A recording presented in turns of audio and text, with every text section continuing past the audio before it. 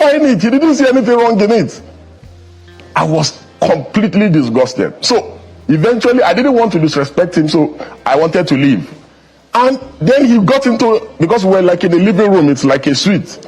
Then he got into a room and said, oh, please, he's coming. That he wants to go inside the room and he has something for me. So he brought one envelope or something like that and said, no, this is just a small thing. It's just for coming, blah, blah, blah. I said, I laughed.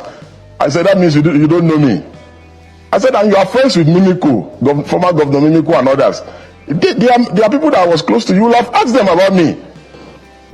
His allegation that Peter Obi tried to bribe him during or before the general election is something that always said I can't swear for any politician, and I cannot say that politicians don't move to sway people that have influence to work in their favor.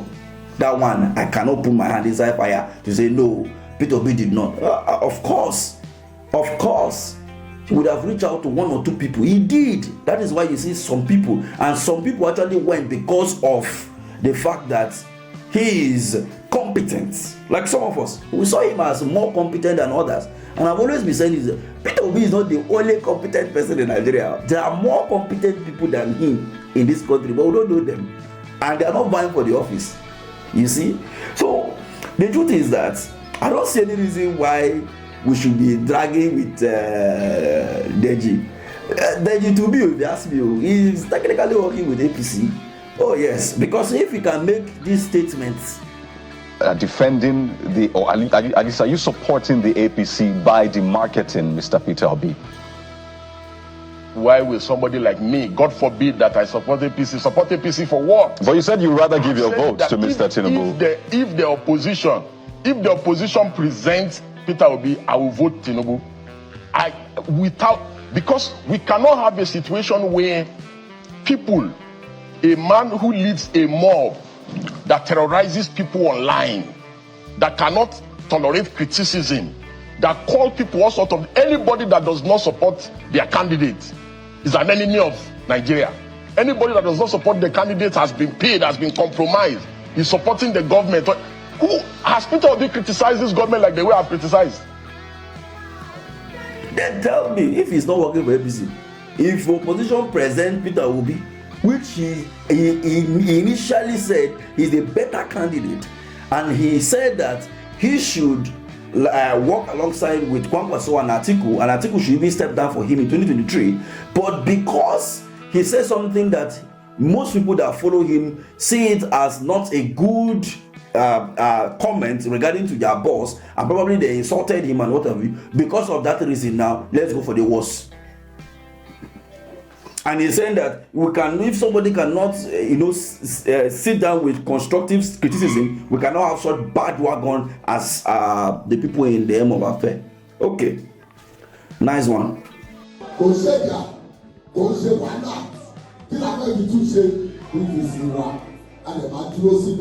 Yorùbá wa kò má tètè dìbẹ́ láàárọ̀ kí owó Yorùbá wa kọ́kọ́ ṣe kí ni àkọ́kọ́ dìbò tán. Tàbá wá dìbò tán, tàbá òwòrán yìí pé a ti bẹ̀yìn. Ẹnì sọ pé ẹ ti gbọ́. Tàbá ti ṣe mistake, ó má ti yé yín. Ẹ ti ní pé mistake ti ń ṣẹlẹ̀ lọ́dọ̀dọ̀ ilẹ̀ nídìí lọ́wọ́. Ẹ ti yé yín. Is it the APC that did not condemn? Because I'm going to say that they actually indirectly endorse, allegedly, MC Oluomo and co that perpetrated the evil acts during the 2023 general election. Because if they do not endorse their activities, they would have called them to order. Yes, they would have called them to order. Now that they are in power, they would have arrested them, investigated, and even, do you even need to investigate? You saw somebody holding gun, shooting somebody, you still want to investigate. What are you investigating? What are you investigating actually? They said, if you are not going to vote for us, do not come to voter intimidation. They flog people, they beat people. I have done a lot of videos about this. You can check it out. Just type it on the channel, you will see them pop up. And Oluomo and co.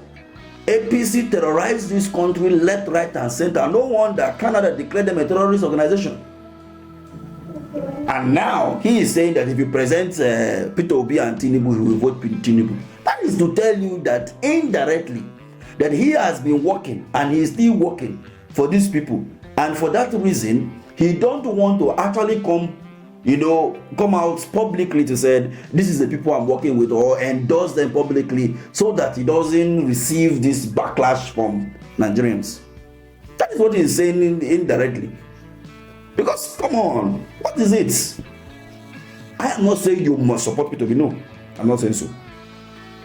If we are to work based on ideology, you are going to work based on if you want to work based on ideology, work based on issues, policy, and all of that. No, now we can't be talking about Tinubu here now. Let's do debates. Let's debate. How are you going to work on the electoral act if you become the president tomorrow? How are you going to work on our electricity? How are you going to work on our health care? How are you going to work on our educational sector? How we talk about our security? These are the major core cardinal points of governance that you need to look at and invest thoroughly. How are you going to do this? How are you going to solve this problem? We have our road network, road infrastructure very, very bastardized. How are you going to do this? The project that has been embarked upon by the Buhari administration, inherited by Tinubu's administration, which they might have abandoned or they are working on it. If you become the president, are you going to continue from that? Are you going to complete those projects, or you abandon them as usual? We need to hear them talk. We need to hear them talk about all of this. Even the media, those that have the privilege of getting close, they wouldn't even ask them all those questions. Not a problem. So him now telling us that well, say, okay. Some people even say that Peter Obi shouldn't have sued him, that he should just allow him. Oh no. He felt like what he was saying is not good. Okay, he has sued him. Let them go answer in court now. But me, if you ask me, I will say, don't be a person like Deji. I will just waste my time. Yeah, so he's wasting of time. And I'm perceiving that this is a tactics orchestrated so that when Peter Obi fall for this, they will drag him. They will be in court dragging and having all those manner drag. It's not amount to anything. Which may be the reason why some people are saying, don't even sue him, just ignore him. And the more he ignore, the more some other people, are talking.